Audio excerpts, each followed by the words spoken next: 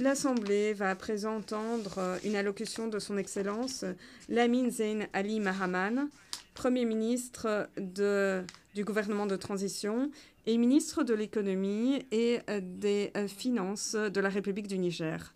J'invite le protocole à bien vouloir accompagner son Excellence, que j'invite à prendre la parole devant l'Assemblée.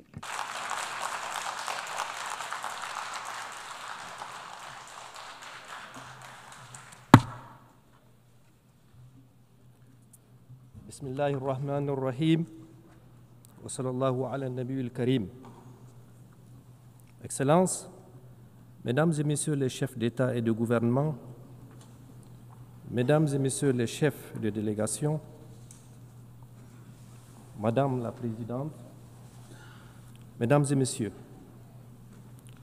j'ai l'insigne honneur de vous délivrer au nom du peuple nigérien souverain les salutations et le message de son Excellence le général d'armée Abdrahmane Tchani, président de la République du Niger, chef de l'État. Permettez-moi tout d'abord de vous adresser, Madame la Présidente, mes sincères félicitations pour votre élection à la présidence de cette 80e session de l'Assemblée générale des Nations unies.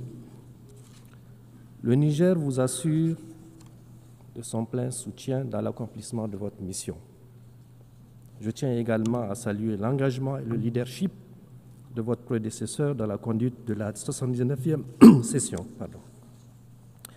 Madame la Présidente, Messieurs, avant de rentrer dans le vif du sujet, je voudrais dire que le Niger soutient le discours prononcé au nom de la Confédération des États du Sahel à cette même tribune par mon frère et ami, son Excellence Abdoulaye Maïga, Premier ministre du Mali, hier, le 26 septembre 2025.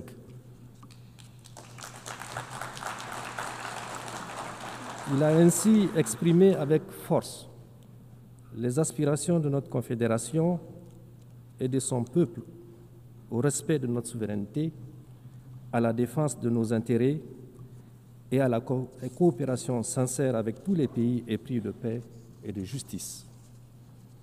Madame la Présidente, Mesdames et Messieurs, je tiens solennellement à exprimer ici la volonté du peuple nigérien souverain, à travers son gouvernement, à entretenir des relations amicales et de coopération avec tous les gouvernements et des peuples épris de paix et de justice. Cela dans le respect des valeurs et principes définis par la Charte des Nations Unies de notre souveraineté et de nos intérêts. Comment d'ailleurs peut-il en être autrement quand on sait que tout au long de leur histoire, les peuples de l'espace nigérien et du Sahel en général, riches de leur grande diversité sociale et culturelle, ont toujours su puiser dans leurs valeurs ancestrales pour tisser des liens séculaires et coexister harmonieusement entre eux et avec leurs voisins. Parmi ces valeurs qui fondent notre lien social, notre unité et nos aspirations communes, figurent en bonne place le brassage interethnique et la parenté à plaisanterie, le respect de l'altérité, la tolérance religieuse, la solidarité, la paix. Tout au long de notre histoire, nous avons renforcé le brassage entre les populations Hausa, Zerma, Peul, Touareg, Kanouri, Gourmanché, Toubou, Arabe, Boudouma. Ce brassage nous a permis de créer des liens de sang et des alliances indestructibles entre les Nigériens. Madame la Présidente, Mesdames et Messieurs, vous pouvez le constater aisément, le peuple nigérien, les peuples du Sahel, donc, ont une grande tradition de vivre ensemble dans la diversité, la solidarité, la paix et la cohésion.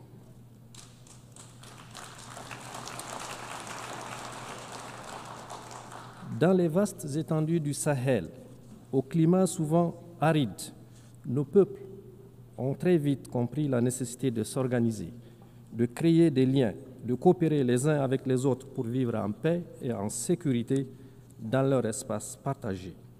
Ces peuples ont compris que se tenir ensemble et être solidaires n'est pas qu'une option pour être plus fort, mais la condition de leur survie.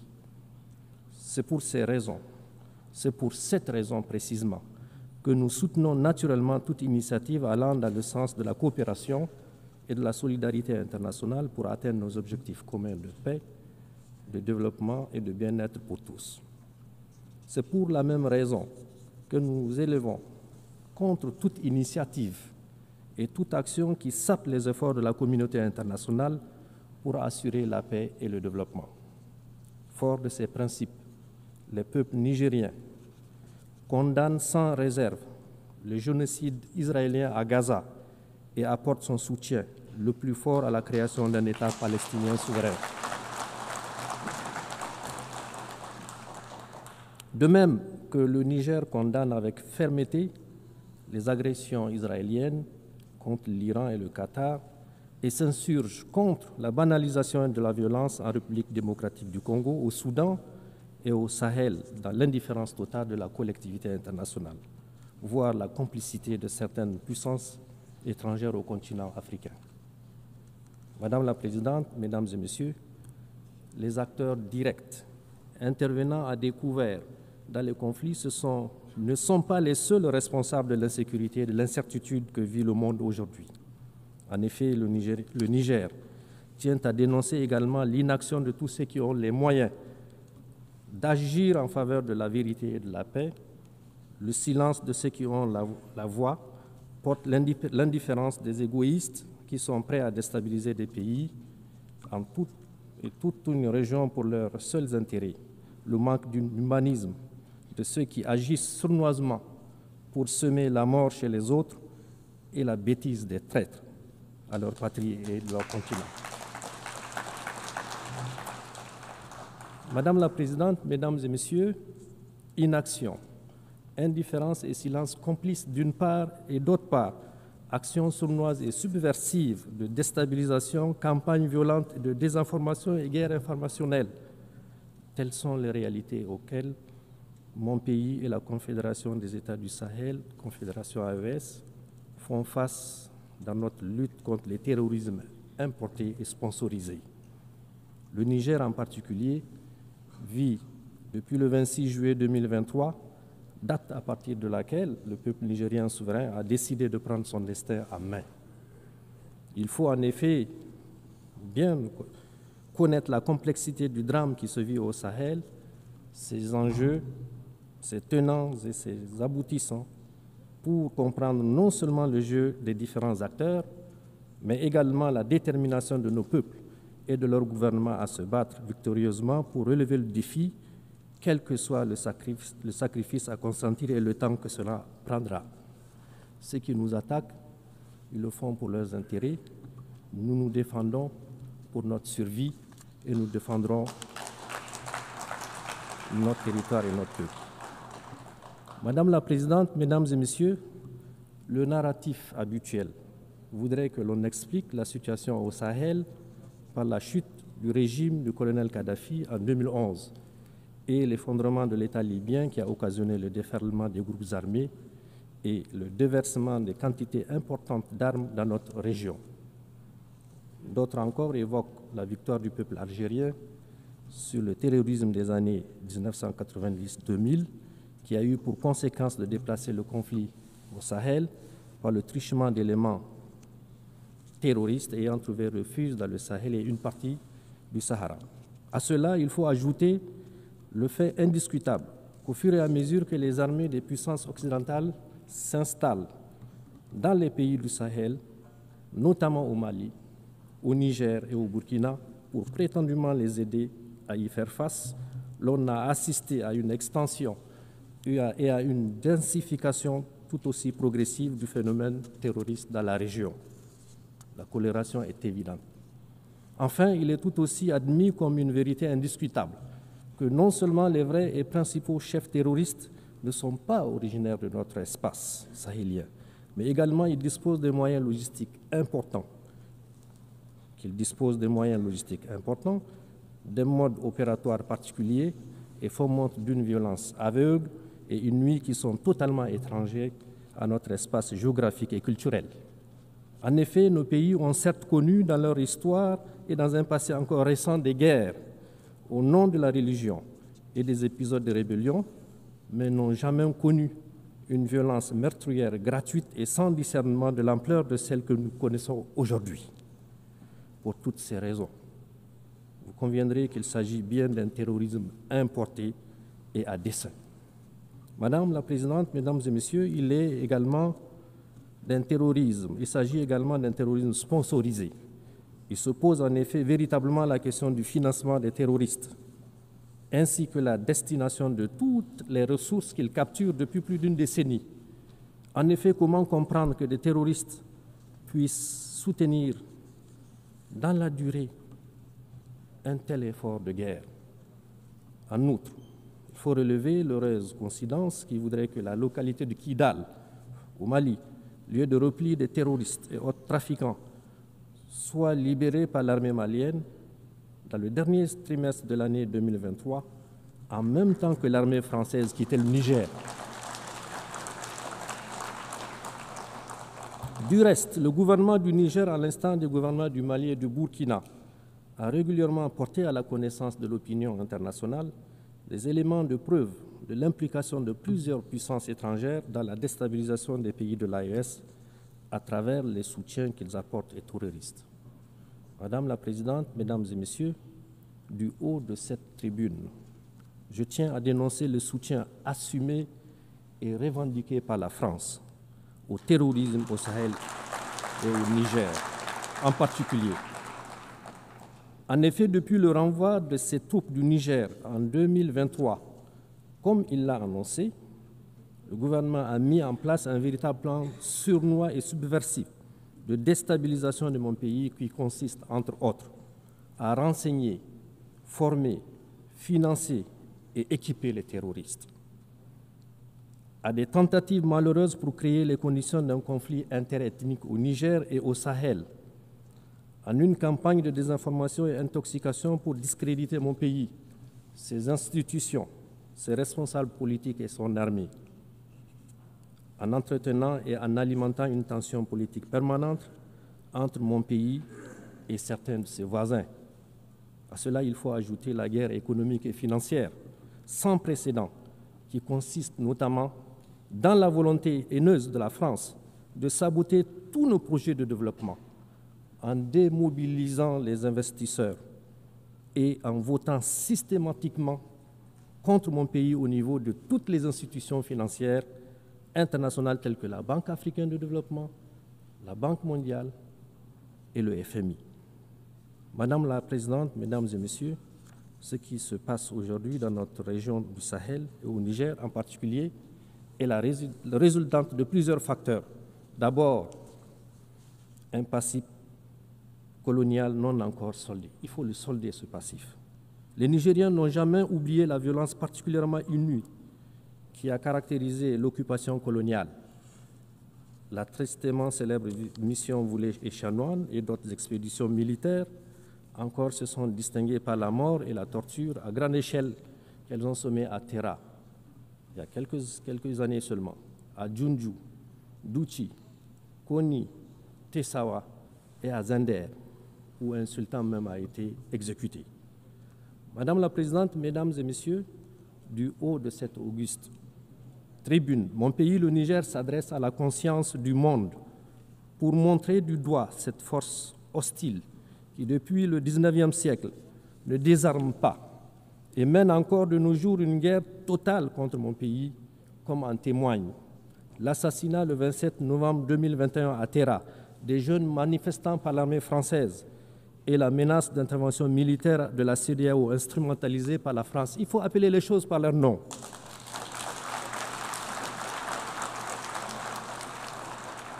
Le terrorisme abject commandité par ce pays qui commet des crimes odieux dans l'espace AES, notamment celui de Fambita, où le 21 mars 2025, 44 fidèles musulmans ont été froidement exécutés en pleine prière de vendredi. Cette tribune m'offre aussi l'occasion de rendre un hommage et d'avoir une pensée pieuse pour tous nos soldats tombés et les civils assassinés par les balles de nos ennemis. Ces crimes nous rappellent d'ailleurs ceux commis par la France au Niger depuis 1899 et qui saignent encore dans notre mémoire collective. Au nom du droit de l'homme, je parle des victimes innocentes de la mission Afrique centrale, je parle des villes et des villages pillés et incendiés, je parle des carnages de Junju et de Lougou, je parle des villes martyrs de Kouran-Kalgo, où la population a été entièrement exterminée, de Birnukoni, où plus de 7000 morts ont été jetés dans des fosses communes. Je parle au nom des femmes enceintes, éventrées, et des fœtus jetés en pâture aux charognards. Je parle au nom des femmes violées et des fillettes pendues. Je parle au nom des hommes fusillés et des résistants décapités. Au nom de mon pays, le Niger, je demande solennellement à la France de savoir, de faire devoir de mémoire, de faire devoir de mémoire et de reconnaître ces crimes, de reconnaître ces crimes, de reconnaître ces crimes. À ce sujet, d'ailleurs, le général Tchani a mis en place une commission d'experts, d'universitaires et des scientifiques pour étudier cette période sombre de notre histoire et écrire l'histoire véritable de notre pays afin de rétablir les faits, de rétablir la vérité, nous réapproprier notre histoire et de donner à notre grand peuple toute sa dignité. Ensuite, le pillage de nos ressources au détriment des Nigériens et de l'environnement. En effet, un demi-siècle d'exploitation, l'uranium n'a apporté aux Nigériens que misère, pollution, rébellion, corruption, désolation et aux Français, prospérité et puissance. Vous allez à Arlit aujourd'hui, toutes les nappes phréatiques sont contaminées. C'est inacceptable. Aussi, depuis l'avènement du Conseil national pour la sauvegarde de la patrie et la décision du gouvernement du Niger d'exercer sa souveraineté sur ses ressources, ce gouvernement, en désarroi, cherche à nous entraîner dans des procès interminables pour arrêter l'exploitation et la vente de notre minerai. Madame la Présidente, Mesdames et Messieurs, j'aimerais cependant dire avec force que loin de briser notre élan, l'adversité à laquelle nous faisons face a renforcé notre conviction, notre détermination à combattre jusqu'à la victoire finale, Inch'Allah, les terroristes et leurs sponsors.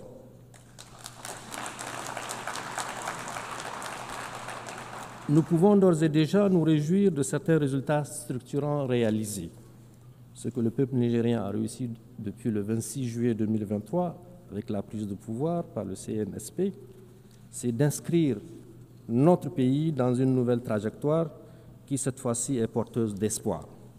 Ce que nous avons réussi, c'est de renvoyer de notre pays, sans haine, ni violence, ni rancune, les forces qui entravaient notre souveraineté et empêchent nos forces de défense et de sécurité de monter en puissance pour accomplir efficacement notre mission. La doctrine des soldats nigériens, des militaires nigériens, on ne devrait recevoir aucun soldat sur notre territoire. C'est une mission qui nous revient à nous. Ce que nous avons réussi, c'est de dénoncer tous les contrats, textes législatifs, traités et conventions injustes qui ne vont pas dans le sens de l'intérêt de notre peuple et de notre pays. C'est un signal fort pour tous ceux qui ont l'habitude et l'intention de piller le Niger que désormais notre pays défendra ses intérêts sans complaisance et avec tous les moyens à notre disposition. Ce que nous avons réussi, c'est l'affirmation de notre souveraineté sur nos ressources naturelles longtemps spoliées et pillées par des puissances étrangères, avec la complicité, malheureusement, de certains de nos compatriotes. Ce que nous avons réussi, c'est l'unité de notre peuple sur des questions d'intérêt national. Désormais, tous les Nigériens regardent dans le même sens, dans la même direction, celle qui préserve l'intérêt supérieur de notre pays. Les Nigériens ont compris que la bataille qui se mène est une question collective, d'où l'émergence spontanée d'une nouvelle devise populaire, la Boussanino en germain, Zanchankasane en Hausa, Haleleidino en Fulfulde, ce qui signifie qu'il s'agit là d'un enjeu véritablement national. Ce que nous avons réussi, c'est de réveiller le patriotisme et le bâtisseur de nations qui dort en chacun d'entre nous. Les Nigériens, longtemps foulés aux pieds par des individus au service des intérêts personnels, se disent aujourd'hui qu'ils sont des partisans de cette souveraineté qu'il faut absolument défendre. Ce que nous avons réussi, c'est le soutien sincère de la population au gouvernement, qui font désormais corps pour engager le pays sur la voie du progrès. Ce que nous avons réussi, c'est de prouver que le Niger peut tenir debout, faire face courageusement et avec succès au terrorisme, assurer ses dépenses de souveraineté, faire des dépenses d'investissement, bref, vivre sans la prétendue assistance étrangère, souvent utilisée pour menacer ou humilier notre peuple. Ce que nous avons réussi, c'est que pour la première fois dans l'histoire de notre pays, les décisions qui engagent notre pays, notre peuple, sont prises au Niger, par des Nigériens, et dans l'intérêt du Niger et nulle part ailleurs. C'est d'ailleurs ce qui a permis, en toute responsabilité, et malgré le contexte difficile que nous connaissons, de prendre des mesures sociales, à la fois symboliques et fortes, qui sont, entre autres, la baisse des prix à la pompe de l'essence et du gasoil, la diminution des coûts de certains actes médicaux et chirurgicaux, la baisse des frais de scolarité et le soutien au prix de certains denrées de première nécessité. Madame la Présidente, Mesdames et Messieurs, comme vous pouvez le constater, notre pays, le Niger, s'est engagé dans une nouvelle dynamique de gouvernance. Cette approche a été consolidée par les assises nationales tenues à Niamey du 15 au 20 février 2025 et a rassemblé l'ensemble des forces vives de la nation. Ces assises ont abouti à l'adoption d'importantes recommandations et à l'élaboration d'une charte de refondation. Elles ont également permis, conformément à la charte, de mettre progressivement en place nos institutions, le Conseil consultatif de refondation, la Cour d'État, la Cour des comptes, la Commission de lutte contre la délinquance économique, financière et fiscale, l'Observatoire national de la communication, l'Autorité de régulation de la commande publique. Ensuite, sur le plan diplomatique, le Niger a non seulement élargi sa carte diplomatique avec l'ouverture de plusieurs représentations diplomatiques et postes consulaires, mais également a redéfini le cadre de sa coopération avec ses partenaires. Ce cadre est désormais fondé sur le respect absolu de notre souveraineté, de nos choix stratégiques et des aspirations légitimes du peuple nigérien. Le Niger n'est donc pas isolé. De même, le Niger s'est également engagé dans un vaste programme de production agricole visant à assurer l'autosuffisance alimentaire de ces laborieuses populations dans la mise en œuvre de milliers d'hectares de terres arables à travers la grande irrigation que le chef de l'État a demandé qu'elle soit une réalité. Les résultats auxquels nous sommes parvenus sont encourageants en un an de mise en œuvre. En effet, pour la première fois de notre histoire récente, le pays ne connaît pas de période de soudure. Cette période au cours de laquelle, généralement, l'aide alimentaire est sollicitée auprès de la communauté internationale. Notre ambition est que le Niger conquiert sa souveraineté alimentaire, Inch'Allah. Nous ne demanderons plus d'aide alimentaire pour nourrir nos populations.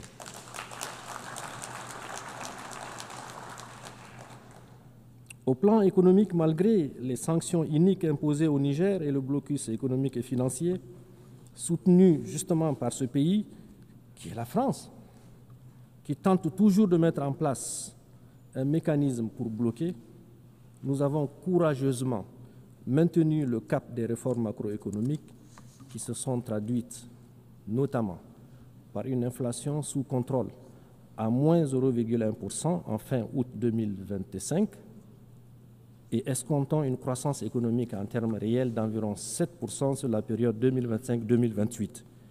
En outre, notre déficit budgétaire, qui était de 5,4% du PIB en 2023, sera, Inch'Allah, contenu à 3%. Déjà, on a les résultats à la fin de l'année 2025. Enfin, des efforts considérables sont déployés pour améliorer notre profil d'endettement.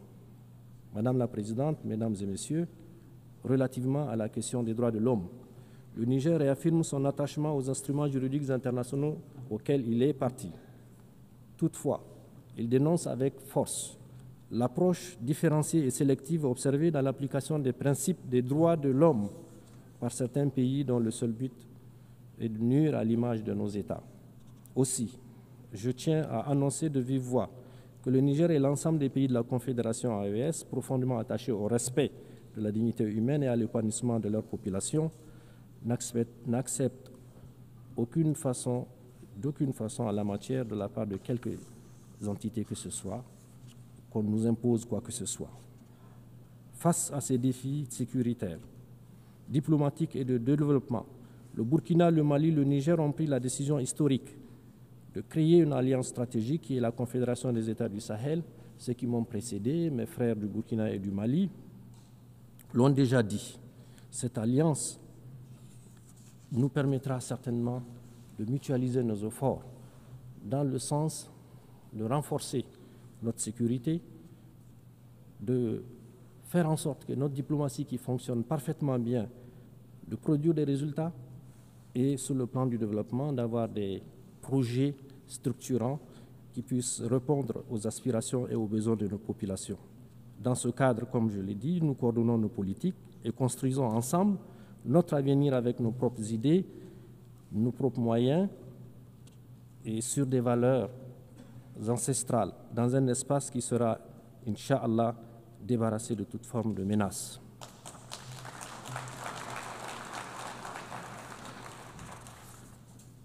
Pour conclure mon propos, je dirais que le Niger, terre millénaire aux confins du Sahara, fait face, de par son histoire et de sa géographie, à des adversités multiples. Il faut le dire, les effets du changement climatique, des sécheresses suivies des inondations qui rendent la vie de nos agriculteurs et éleveurs de plus en plus précaire, les défis de nos populations et le maintien d'une grande partie de notre jeunesse dans le besoin, malgré la richesse de notre sous-sol longtemps exploité par des puissances étrangères. Le terrorisme encouragé et financé par les puissances occidentales. Chaque fois que nous dénonçons les accords léoniens qu'ils faisaient signer pour continuer à exploiter nos ressources à leur guise. Ce terrorisme orchestré endeuille nos villes, vide nos campagnes et leurs forces vives. De leurs forces vives et en semant la terreur et prive nos populations rurales d'écoles et de soins médicaux. Mais le Niger, ensemble avec les deux autres pays, le Burkina et le Mali, sont en train de reconnaître, de renaître. Et la refondation est aujourd'hui en marche, sous l'impulsion de nos trois chefs d'État et par la ferme volonté de son peuple déterminé à prendre en charge son destin.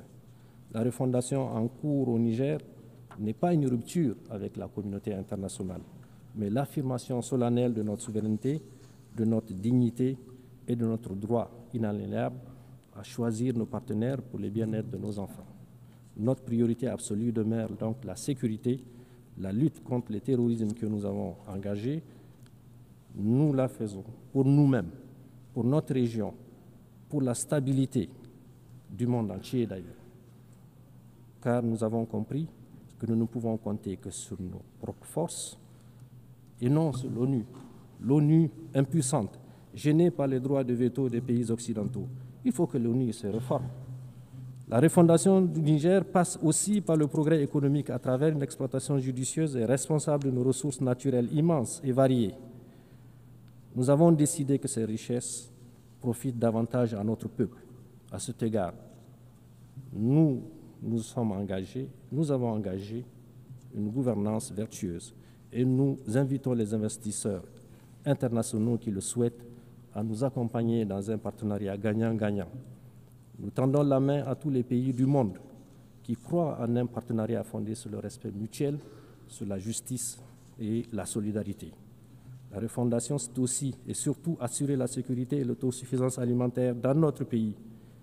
À cet égard, notre gouvernement mise sur l'agroécologie et la grande irrigation. Je le disais plus haut, compter sur nos propres moyens reste le credo du chef de l'État, le général Tchani. Madame la Présidente, nous croyons encore au multilatéralisme comme voie pour relever les défis globaux. Cependant, cette valeur doit être réformée pour être plus exclusive, inclusive et plus juste. L'Afrique doit avoir sa place, la place qui lui revient dans les instances de décision internationales, y compris au Conseil de sécurité. La voix de l'AES doit être entendue lorsqu'on discute de la paix dans le monde. Nous avons notre partition à jouer. Travaillons ensemble à bâtir. Travaillons ensemble à bâtir un monde plus juste, plus équilibré, plus résilient. Un monde où la sécurité n'est pas le privilège de quelques puissances, mais le droit de tous les pays, qu'ils soient grands ou petits. Un monde où la vie de chaque nation compte sans aucune discrimination et où les cris des peuples sont entendus. Mesdames et messieurs, je vous remercie au nom de mon pays, le Niger et de l'AES.